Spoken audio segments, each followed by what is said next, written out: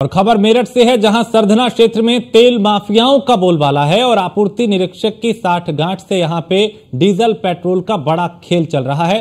कई गांव में अवैध रूप से यहां पेट्रोल और डीजल बिक रहा है। आपूर्ति निरीक्षक दिनेश कुमार के संरक्षण में माफियाओं के हौसले बुलंद हैं और आपूर्ति निरीक्षक की साठगांठ से यहां गोरख धंधा चल रहा है।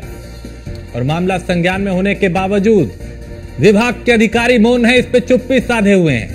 और आपूर्ति निरीक्षक दिनेश कुमार का यह आरोप है कि माफियाओं से गठजोड़ है।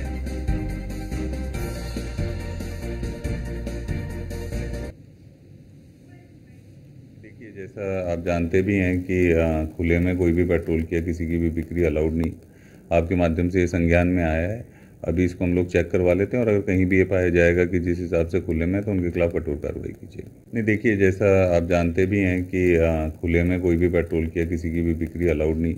आपके माध्यम से ये संज्ञान में आया है। अभी इसको हम लोग चेक करवा लेते हैं और अगर कहीं भी ये पाया जाएगा कि जिस हिसाब से खुले में, तो उनके खिलाफ कठोर कार्रवाई कीजिए। नहीं, देखिए, जैसा आप जानते भी हैं कि खुले में कोई भी पेट्रोल की या किसी की भी बिक्री अलाउड नहीं। और अतुल इस पे मेरठ से हमारे संवाददाता ज्यादा जानकारी देंगे। अतुल, कैसे ये तेल डीजल पेट्रोल का जो खेल खुलेआम चल रहा है?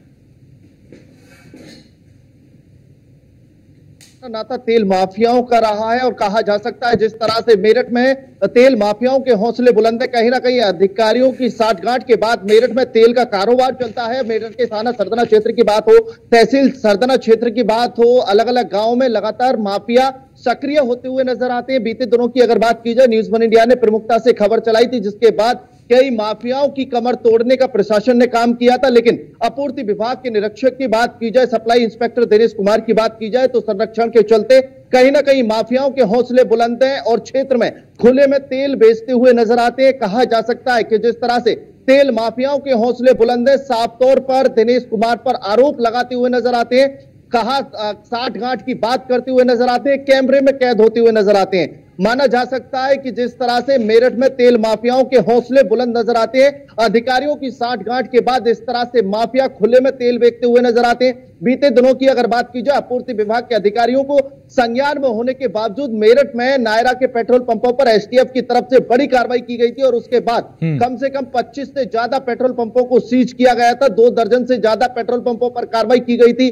जांच में पाया गया था कि आम जनता की जेब को टटोलने का काम कर रहे थे, खोखली करने का काम कर रहे थे। लगातार लूट मार मेरठ में देखने को मिल रही थी, जिसके बाद अगर मेरठ की बात की जाए, फिर एक बार तेल माफिया सक्रिय होते हुए नजर आ रहे हैं, क्योंकि प्रशासन की कहीं ना कहीं अनदेखी और प्रशासन की साठगांठ के चलते तेल माफियाओं के हौसले बुलंद होते हैं और उसके बाद खुले में तेल बेचते हुए नजर आते हैं। मेरठ के सरधना क्षेत्र की अगर बात की जाए, तो अवैध धंधों की बात की जाए, गोरख धंधों की बात की जाए, आपूर्ति विभाग की तरफ से यह बड़ा कारनामा देखने को मिलता है। लगातार अधिकारी साठगांठ के बाद माफियाओं को संरक्षण देते हैं। आपूर्ति निरीक्षक की अगर बात की जाए, तो माफियाओं के लिए भरपूर समर्थन के साथ गठजोड़ रखते हुए कहीं ना कहीं मोटा रकम का लालच इनको रहता है, जिसके चलते माफियाओं के हौसले बुलंद होते हैं और इस तरह के गोरख धंधे बढ़ते हुए क्षेत्र में नजर आते हैं। ठीक है, बहुत शुक्रिया इस तमाम जानकारी के लिए। तो यहाँ तेल माफिया पूरी तरह से सक्रिय हैं और जरूरी है कि इन पे लगाम लगाई जाए, इनके खिलाफ एक्शन लिया जाए और इसमें कुछ सरकारी अधिकारियों के भी मिले होने की आशंका है। खासकर आपूर्ति निरीक्षक की